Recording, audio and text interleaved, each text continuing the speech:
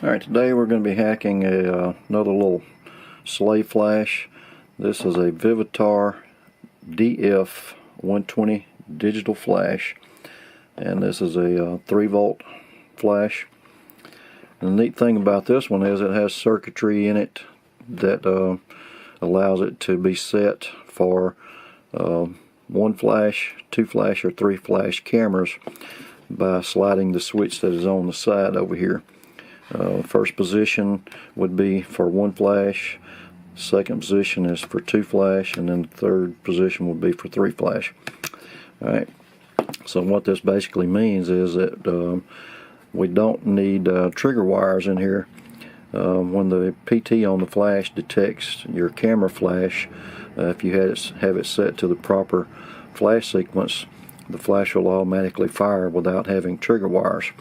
And if you were going to put this into an internal, make this an internal slave flash inside your build, then all you would need would be like a Safari camera controller with a Mosfet Backpacker that would operate the charging of the flash. Okay, and then we would just put the PT in front of our camera flash just like normal.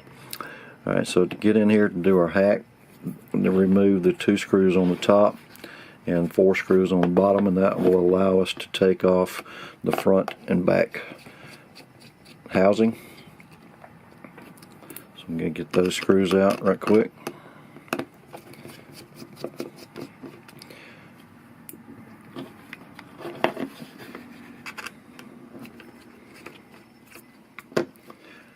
Like I said, this is going to be a 3-volt flash.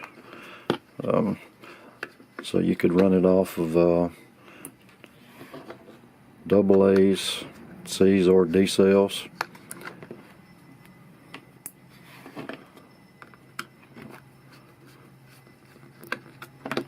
Actually, the way this thing comes is it just takes 2 AAA batteries, but sure you're going to want to put more power than that to it. Alright, so we've got all our screws out. I'm just going to pop off the back cover starting at the bottom, rotate it up, and pull that off. And at this point, if you've had your flash powered up recently, you want to be careful that you don't touch any of the components on this board back here, so you don't get shocked or short anything out. And to discharge it, you would take your discharge resistor and touch this contact. Get in a little bit closer here. This contact and the one right above it here, and that would discharge your capacitor. Okay, now this one's already been setting long enough that it has no charge, but you could verify that with your digital multimeter set to high voltage DC, and the top contact here is going to be positive and the bottom one is negative. Just test those and see if you have any remaining voltage there, and if you do, then go ahead and discharge it for sure, and then we can proceed. Alright, so we'll go ahead and take off this front cover, and when you remove the front cover, your little lens here is going to want to come out too. So just set that all to the side. Okay, and then go ahead and desolder your battery wires on the back, this red and black wire, and that's where we'll be soldering on wires that we can run for our external power source. So I'm just going to go ahead and desolder those wires. And once you have those desoldered, you can just tuck those wires up into the battery compartment right here on the corner, just to get those out of the way. Alright, now there's 2 screws on this board that we need to remove. One here on the bottom right, one on the top left. Go ahead and get those out.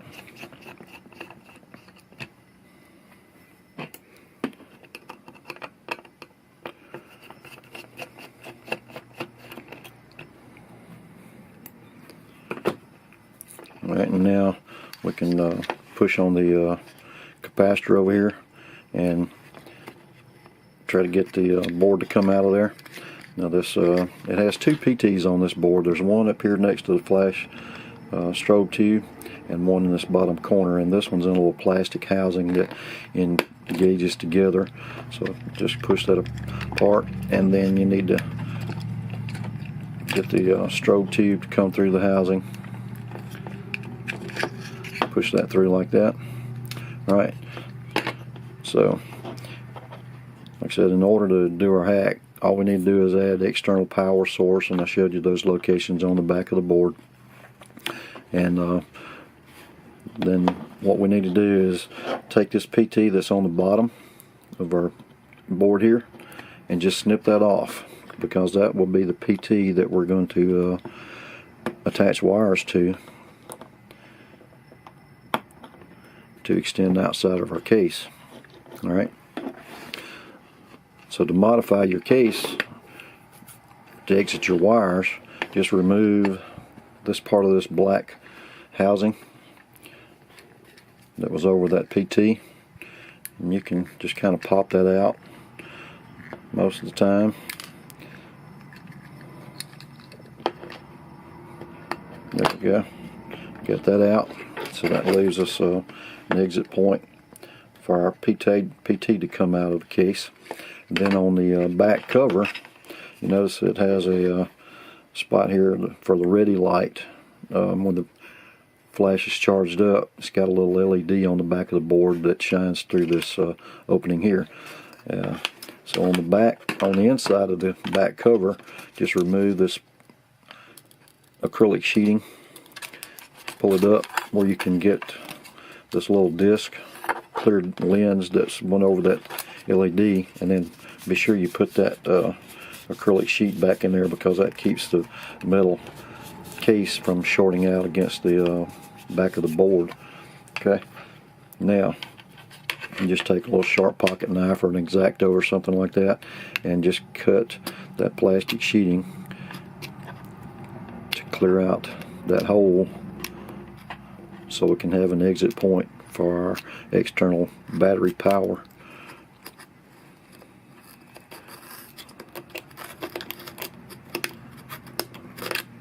Okay, that just leaves you an exit point for those external wires. Alright, now that we've got this PT out, you'll notice that it has this black plastic around it. Just break out those little clips that were on the side.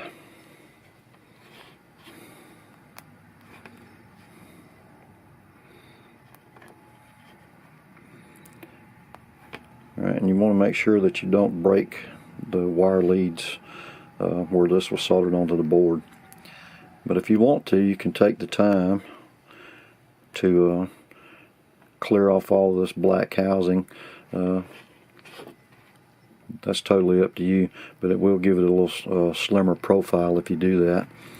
And you just take some little snips or whatever and just start clearing that off all the way around. Just be sure you don't damage that PT.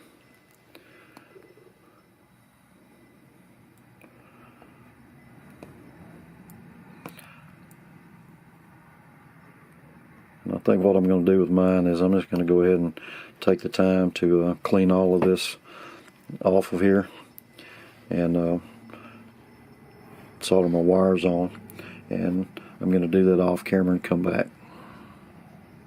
Alright, so I have my PT wired up, and what I've done is I just took a about a 9 or 10 inch length of red and black wire, one red and one black wire, and I'm using a 28 AWG wire, and I've soldered that to the legs of this little PT. Alright, now if you look really close, see if I can get this to focus in on this PT, you'll notice one side where the leg goes up into the acrylic housing, one side goes up further and is shaped almost like a little anvil. If you can tell that on the camera, that's going to be the side that you need to solder your red or positive wire to, and then the shorter leg is going to be your negative. Okay, so once you have that done, if you have heat shrink tubing, you could put some heat shrink tubing over each of these so that you don't get these legs bridged in case they get bent and touched together, or anything that will help insulate them. Okay, and I'm going to go ahead and do that with mine, and then I'll come back. Alright, so now I have the heat shrink tubing over the legs of my PT, and what we're going to do is we're going to solder this PT on the locations at the top of the board here where this other PT is at. Okay, so you notice it has another PT sensor that's mounted on the side of this strobe tube housing. It's got a red and black wire that come down and solder to the board. Now the red, where you solder your red wire on, you could just solder it directly to where that other wire is located, and that one's pretty easy, but I found that the negative side is a little bit harder. So what I do is right there next to that pad where that black wire soldered on, just take a little knife or something and scrape away some of that green solder mask. Right next to that, where it joins, where that black wire gets soldered on, take a little bit of soldering flux and put it on that area that you just cleaned off, and then take a little solder on your iron, and we're going to just make us a little solder pad there that will allow us to solder that negative wire on easier. Okay, I'm not sure if you can see that in this light. Perhaps you can. Alright, so now we're going to solder our PT on. I'm going to solder go ahead and I'm going to solder my black wire on first.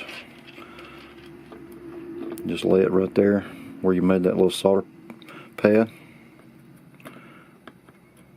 I think I need to clean my iron just a little bit here.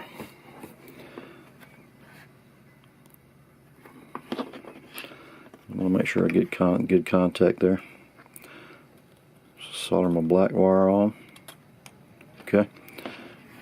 And then do the same with your red wire. Solder it right there where that other PT red wire is.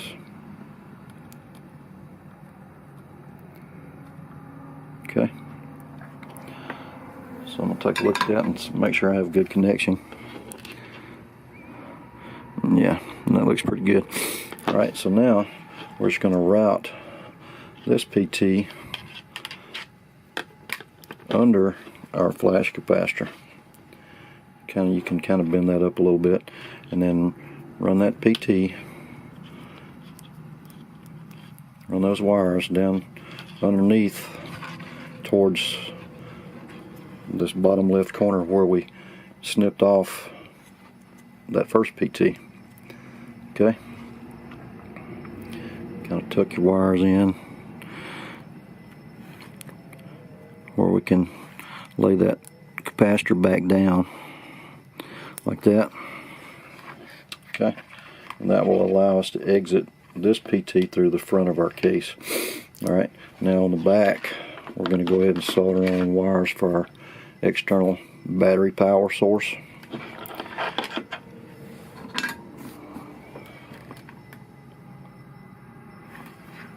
And for the positive,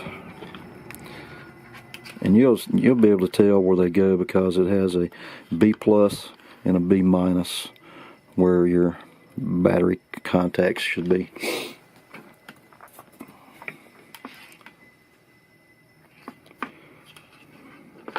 You want to have those where we can bring those wires over towards the center of the board, because we'll be exiting our wires right here where this little ready light is. Okay, so I've got my external wire soldered on. So now it's just a matter of putting everything back together. We're going to take our PT run it through the hole where we took out that black plastic piece. Now we can run our flash tube back through the housing here. See if I can get that to come through.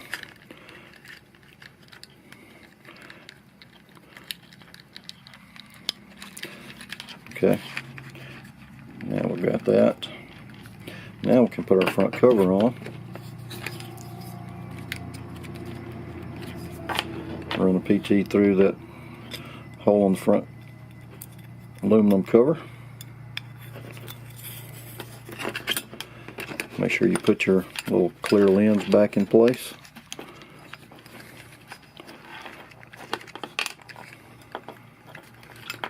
Try to get this to set down in there properly. Okay. Keep everything lined up and snap that front cover back on. Now flip the board over and make sure that your slide switch on the side here is all the way down, and also on the board that's all the way down, and mate those together.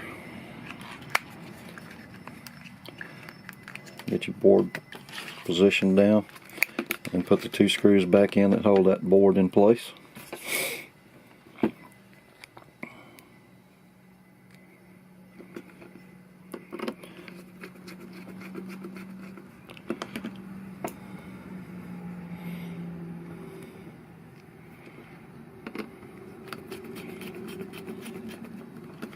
Alright, now we can put our back cover on. Take your external battery source wires, run those through that hole that we have on the back cover.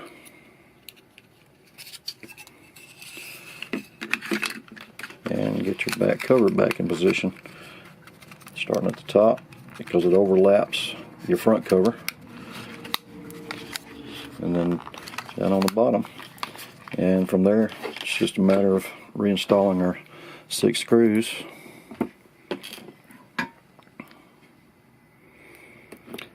And the neat thing about this little flash is, I didn't mention it at the beginning of the video, but if you're using this one as your sleigh flash, it's already in its own little pre-made housing. You don't have to worry about putting it in a project box or anything like that. You can just mount this whole little flash inside your build.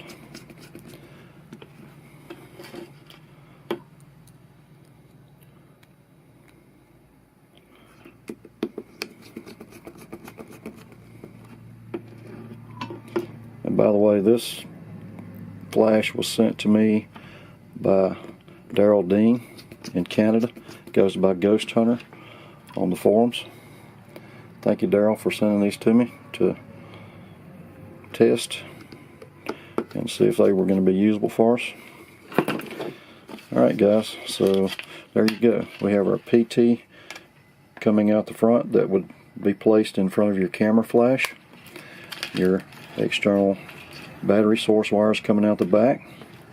And like I said, all you have to do is just set your slide switch on the side to you know, whatever camera flash count that you need, 2 or 3 flash. I mean, it's very simple, and I think this little flash is going to work out pretty good. Alright, so now that I've got this hacked, I've went ahead and connected my external battery source wires to a couple of C-cell batteries over here, and I'm going to show you how this thing works. I'm going to turn on the slide switch on the side. I'm going to put it to number 2 for a 2 flash camera, and I have my PT just taped off to the front of the table here. And while this thing's charging up, I'm going to grab a Sony P41, turn around and look and see if my, yeah, I'm not sure if you can tell it in there, but my green ready light is on. It's So that's indicating that the flash is charged up and ready.